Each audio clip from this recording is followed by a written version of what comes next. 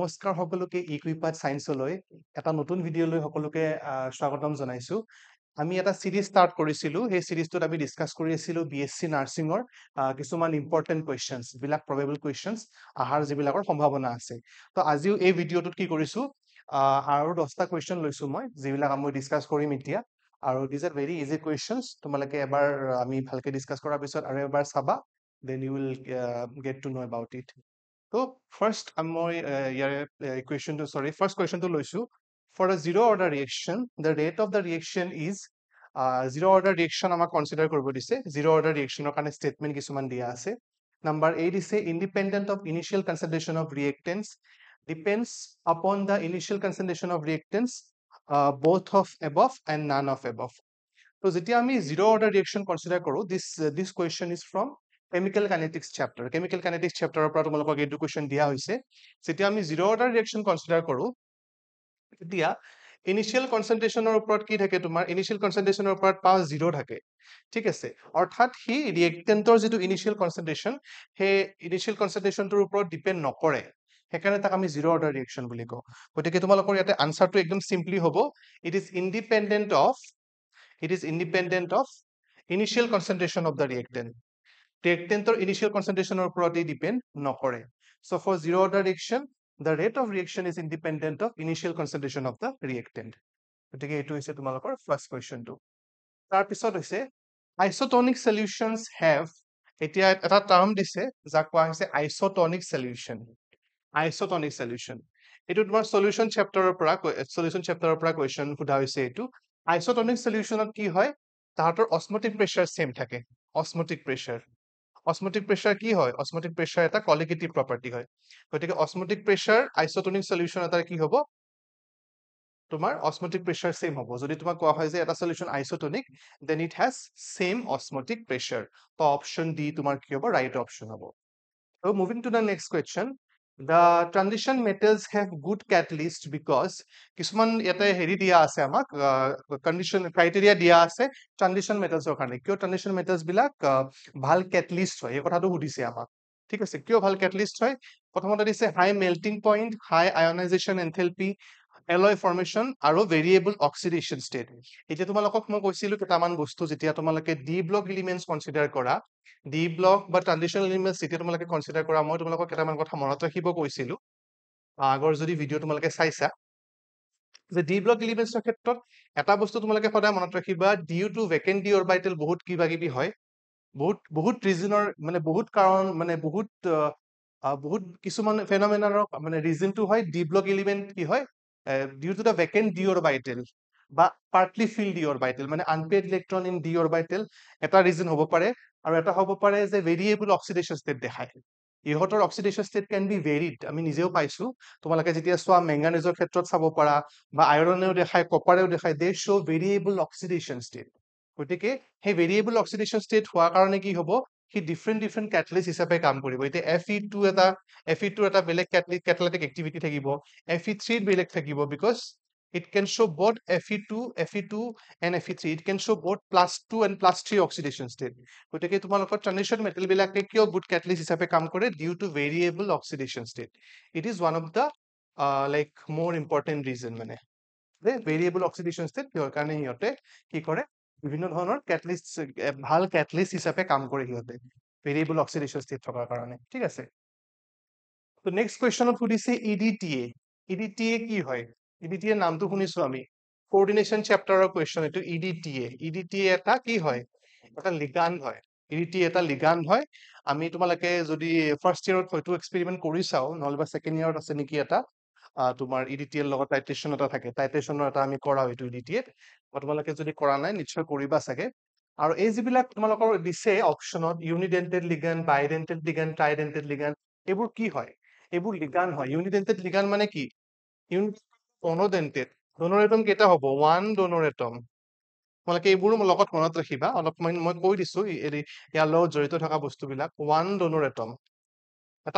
এটা যদি ডোনৰ এটম থাকে, তাক আমি ইউনিডেন্টেড লিগাণ্ড বা monodentate ligand. 2 donor atom, then bidentate. 2 donor atom bidentate. 3 donor atom, তেনেহলে কি হ'ব? ট্ৰাইডেন্টেড। আৰু ডোনৰ এটম যদি 6টা হয়, 6 ডোনৰ এটম হলে কি হ'ব হেক্সাডেন্টেড লিগান ঠিক আছে 6 ডোনৰ এটম হলে হেক্সাডেন্টেড লিগান ঠিক আছে এতিয়া ইডিটিয়ে কি হৈছে ইডিটিয়ে তোমাৰ আৰু এটা তাৰ মনত ৰাখা ইডিটিক আমি ফ্লেক্সিডেন্টেড লিগান বুলিও ক'ব পাৰো কাৰণ ই বিভিন্ন ধৰণৰ ডেন্টিচিটি দেখুৱায় ই ডেন্টিচিটি 4ও দেখুৱাব পাৰে 5ও দেখুৱাব পাৰে 6 দেখুৱাব পাৰে মেজৰিটি কেছেছত ই হেক্সাডেন্টেড লিগান হিচাপে কাম কৰে ইডিটিয়ে মেজৰিটি অফ কেছেছত হেক্সাডেন্টেড লিগান হিচাপে কাম কৰে আৰু তোমালোকক ইডিটিয়ে ষ্ট্ৰাকচাৰৰ বিষয়ে সুধিব পাৰে কেতিয়াবা যে ডোনৰ এটম হেক্সাডেন্টেড হয় ঠিক আছে কোনকেইটা ডোনৰ এটম কি কথা কি কাণ্ড গতিকে তোমালোকে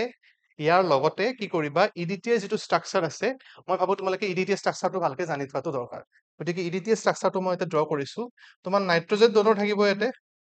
এনেকুৱা দুটা নাইট্ৰজেন থাকিব আৰু তোমাৰ 4টা অক্সিজেন ডোনৰ হ'ব তোমাৰ দুটা তোমাৰ নাইট্ৰজেন ডোনৰ আৰু 4টা অক্সিজেন ডোনৰ তো এনেকৈ আহিব তোমাৰ CH2 COO মাইনাছ এনেকৈ দেখাব পাৰা CH2 COO মাইনাছ এই নাইট্ৰজেন এইটো এটা নাইট্ৰজেন ইয়াতে এনেকৈ CH2 COO মাইনাছ আৰু ইফালে CH2 COO মাইনাছ গতিকে এই দুটা ডোনৰ এটম অক্সিজেন ইফালে দুটা অক্সিজেন ডোনৰ এটম আৰু এইটো নাইট্ৰজেন দুটা টোটেল কেইটা হ'ল দুটা অক্সিজেন দুইফালে দুটা 4টা 5টা 6টা গতিকে this is the structure of ইডিটি আৰু ইট ইজ এন হেক্সাডেন্টেড লিগান ইডিটিয়ে কথা সুধে ইডিটিয়ে কেৰেক্টাৰ কেনেকুৱা হেক্সাডেন্টেড লিগান আৰু এটা ৱৰ্ড মই ক'লো ফ্লেক্সিডেন্টেড লিগানৰ কথা সুধিব পাৰে গতিকে এইটো হৈছে তোমাৰ অপচন ডি হেক্সাডেন্টেড লিগান নেক্সট কুৱেশ্যনলৈকে যাওঁ what is the unit of cell constant ৰ কথা হয়তো মই কোৱা নাই আগতে cell constant is related to your electrochemistry chapter চেপ্টাৰৰ বস্তু হয় cell constant টোক আমি কিহেৰে বুজাও G star আৰু cell constant কি হয় যেতিয়া কেতিয়াবা তোমাৰ কিবা কিবি কনচেন্ট্ৰেশন এইবিলাক চেঞ্জ কৰিলেও cell constant টো সেম থাকে ৰিএকচনটোত সাপোজ তোমাক কেতিয়াবা ক'ব পাৰে যে এইটো K2SO4 ৰ ৰিএকচন হয় বা KCl ৰ ৰিএকচন হয় দুটা এইটোৰ পৰা এইটো সলনি কৰা হৈছে সলনি কৰিলেও কিন্তু তোমাৰ cell constant টো তাৰ সেম থাকে ঠিক আছে এটা সলিউশনৰ কাৰণে এখানে cell constant আৰু ইয়াক আমি কি বুলি ক'ম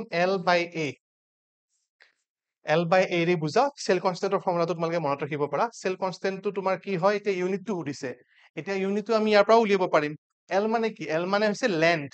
ঠিক আছে L মানে লেন্থ গতিকে লেন্থৰ কি হ'ব লেন্থত এতিয়া আমাক কি দিছে মিটাৰত দিছে নে চেন্টিমিটাৰত দিছে গতিকে চেন্টিমিটাৰ লিখা লেন্থ আৰু এৰিয়া মানে কি চেন্টিমিটাৰত যদি লিখো এৰিয়াটো A হিচাপে যদি লিখিব খোজো কি হ'ব চেন্টিমিটাৰ স্কয়াৰ গতিকে চেন্টিমিটাৰ স্কয়াৰ হলে কি হ'ব চেন্টিমিটাৰ 1 একো নাই মানে কি 1 আছে 1 - 2 হলে কি হ'ব আমি জানো যে এনেকে কি হয় -1 গতিকে centimetre ইনভাৰ্স The unit of cell constant is centimeter inverse. এনেকে তোমালোকে উলিয়াই চাবা if you know the formula তোমালোকে যদি ফৰ্মুলাটো জানা then you can go through this এনেকে তুমি ভ্যালুখিনি পুট কৰি পেলা you can easily calculate তোমালোকে easily calculate কৰি ল'ব পাৰিবা so this is the unit of cell constant next question লৈকে যাও an electrophilic reagent is electrophile nucleophile কথা অলপ ডিসকাস কৰিছো আগতেও electrophile আৰু nucleophile এইবোৰ কি হয় ইলেক্ট্ৰফাইল নিউক্লিওফাইল এই শব্দবিলাক অলপ মনত ৰাখিবা তোমালোকে হা কনফিউজন নানিবা ইলেক্ট্ৰফাইল মানে হৈছে ইলেক্ট্ৰন ডেফিচিয়েন্ট